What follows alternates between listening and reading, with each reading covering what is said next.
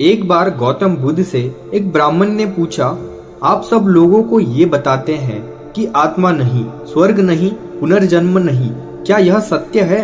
गौतम बुद्ध कहते हैं, आपको ये किसने बताया कि मैंने ऐसा कहा? ब्राह्मण कहता है, नहीं, ऐसा किसी ने नहीं बताया। फिर गौतम बुद्ध कहते हैं, फिर मैंने ऐसा कहा, ये बताने वाले व्यक्ति को आप जानते हो? ब्राह्मण कहता है, नहीं। फिर गौतम बुद्ध कहते हैं, मुझे ऐसा कहते हुए आपने कभी सुना है? ब्राह्मण कहता है, नहीं, पर लोगों की चर्चा सुन के ऐसा लगा। अगर ऐसा नहीं है तो आप क्या कहते हैं? फिर गौतम बुद्ध कहते हैं कि मनुष्य ने वास्तविक सत्य स्वीकारना चाहिए। ब्राह्मण कहता है, मैं समझा नहीं, कृपया आप मुझे सरल भाषा में समझाएं। गौतम बुद्ध कहते हैं, मनुष्य को 5 ज्ञानेंद्रियां है जिसकी मदद से वह सत्य को समझ सकता है।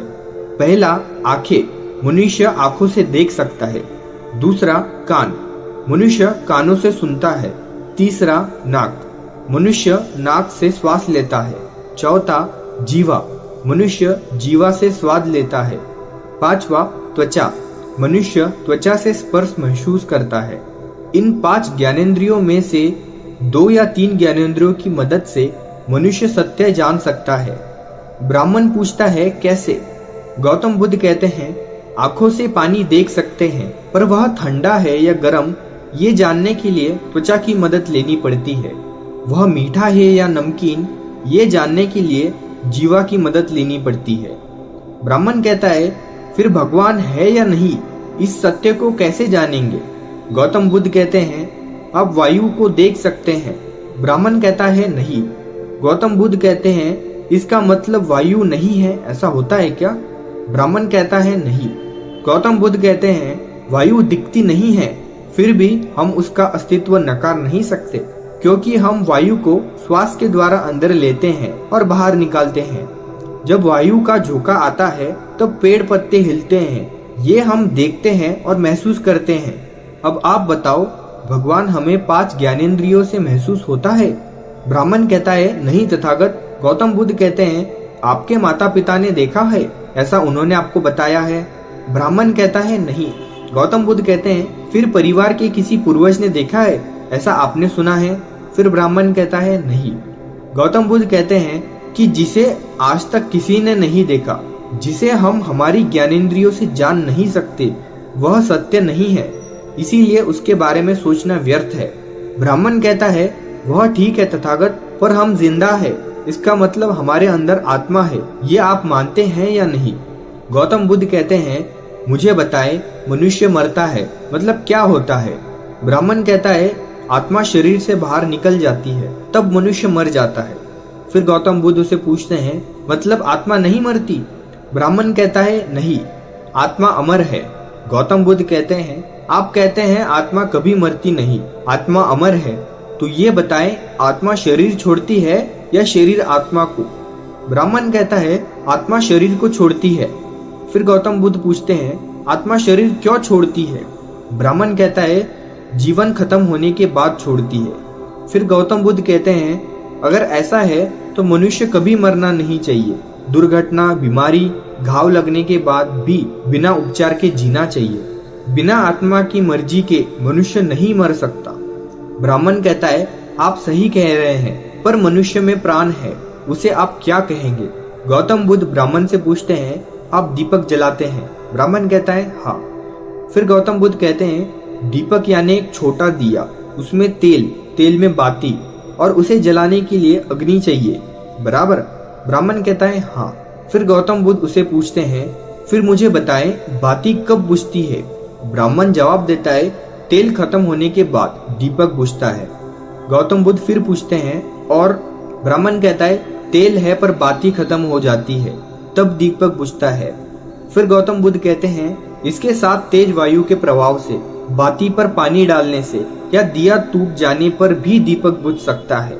अब मनुष्य का शरीर भी एक दीपक समझ लेते हैं, और प्राण मतलब अग्नि यानी ऊर्जा।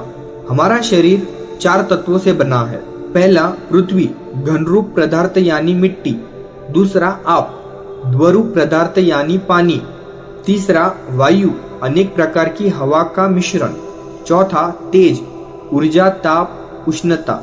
इसमें से एक पदार्थ अलग कर देंगे, ऊर्जा और ताप का निर्माण होना रुक जाएगा, मनुष्य निष्क्रिय हो जाएगा। इसे ही मनुष्य की मृत्यु कहा जाता है। इसीलिए आत्मा भी भगवान की तरह अस्तित्वहीन है। यह सब चर्चा व्यर्थ है, इससे धम्म का समय व्यर्थ हो जाता है। ब्राह्मण फिर गौतम बुद्ध से पूछते हैं, फिर धम्म क्या है और इसके उद्देश्य क्या है? गौतम बुद्ध कहते हैं, धम्म का मतलब अंधेरे से प्रकाश की ओर ले जाने वाला मार्ग है। धम्म का उद्देश्य मनुष्य के जीवन के बाद मृत्यु तक कैसे जीवन जीना है इसका मार्गदर्शन करना है। जीवन के सूत्रों को समझना और उनके उपयोग से जीवन से दुख दूर करने का मार्ग है धम्म। प्रकृति के नियमों की समझ और उसके हिसाब से जीवन के दुखों का समाधान का मार्ग है धम्म। प्रकृति की पूजा से धम्म नहीं। धम्म जिज्ञासाओं को काल्पनिक धार्मिक कहानियों द्वारा मारना नहीं। धम्म जानने का, खोजने का नाम है विज्ञान। धम्म का आधार अनुभव है, आस्था या अंधभक्ति नहीं। धम्म जानने के बाद मानने में है, आस्था में नहीं। धम्म मानव को मानव और जीवों का सहारा बनने में है। धम्म अपना सहारा खुद बनने में है, ना ही किसी देव कृपा के इंतजार में बैठे रहने में है। दुख दो प्रकार से होते हैं, एक प्राकृतिक, दूसरा मानव निर्मित। प्राकृतिक दुख का इलाज आपके ईश्वर के पास भी नहीं, वो भी रोकने में असमर्थ है, तो फिर ईश्वर भक्ति क्यों? धम्म मानव निर्माता दुखों का समाधान है। हमारे जीवन में प्राकृतिक दुख एक तालाब के समान है, पर मानव निर्माता दुख समुद्र के समान। मतलब दुखों का सबसे बड़ा हिस्सा मानव निर्मित है, जैसे सामाजिक जातिगत बंटवारा, असमान आर्थिक बंटवारा, गलत राजनीति, गलत व्यक्तिगत आदतें, बीमारियां, धार्मिक सोच और धम्म आदि। धम्म का प्रथम सूत्र है, हर चीज से बड़ा है न्याय। न्याय व्यवस्था ही धम्म है। क्या गुलामी और शोषण के बदले आप ईश्वर लेना चाहोगे? जन्म से मृत्यु के बीच सभी जीवों का जीवन सुखमय बनाना ही धम्म का अंतिम लक्ष्य है। फिर ब्राह्मण यह सुनने के बाद कहता है, मैं धन्य हुआ, आपने मेरी आंखें खोल दी। आपसे बात करके मेरा धार्मिक ज्ञान का, श्रेष्ठता का अहंकार जाने कहाँ गायब हो गया। बड़ा मुक्त और हल्का महसूस कर रहा हूँ। सब अपने से लगने लगे। आपसे ज्ञान पाकर मेरा जीवन धन्य हुआ। दोस्तों, गौतम बुद्ध की इस कहानी से आपको क्या सीखने को मिला कमेंट में जरूर बताना, और वीडियो अच्छा लगा हो तो लाइक करना और चैनल को सब्सक्राइब करना